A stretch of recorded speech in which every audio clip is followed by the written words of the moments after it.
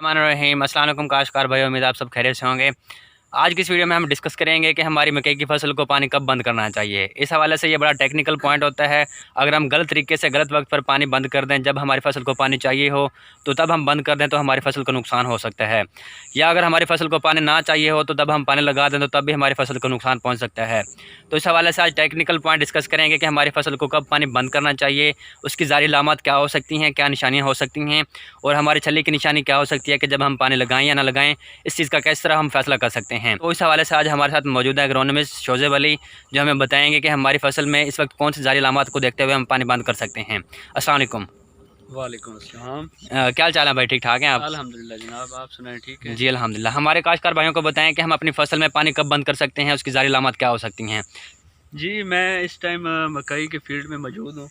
आपको दिखाना चाहूँगा कि ज़ाहिरी तौर पर अगर देखें तो ये छली आपको सब्ज़ नज़र आएगी, ठीक है, लेकिन आप इसका जो है ना ये छिलका उतार लें। छिलका उतारने के बाद और एक और चीज़, ये आप देखेंगे ना छली को, तो छली के अंदर जो डेंट पड़े होंगे इसके अंदर, तो अगर आप नाखून से इसको दबाएं, हल्का सा मतलब थोड़ा सा टच करें तो ये अंदर चला जाए, ठीक है, थोड़ा सा मतलब अंदर हो जाए, तो इसका मतलब ये है कि इसमें हमने पानी जो है अभी नहीं रोकना, इसको पानी देना है, ठीक है, पानी बंद नहीं करना।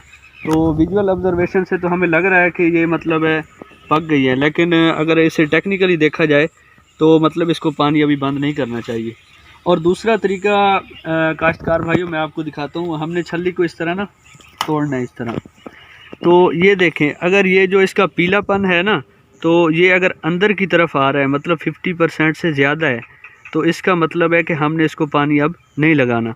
अगर ये 50% से कम हो, अब देखें ना, तो मतलब ये कम है, ये देखें ना 50% से कम है, तो इसको हम मतलब मिल्किंग लाइन कहेंगे। हाँ, ये हमारी जो है ये मिल्किंग लाइन है। ये सफ़ेद देखें ना, अगर आप इसमें नाखून इस तरह दबाएं ना, तो ये देखें आप मटेरियल निकल रहा है, मटेरियल निकल रहा है, ठीक है।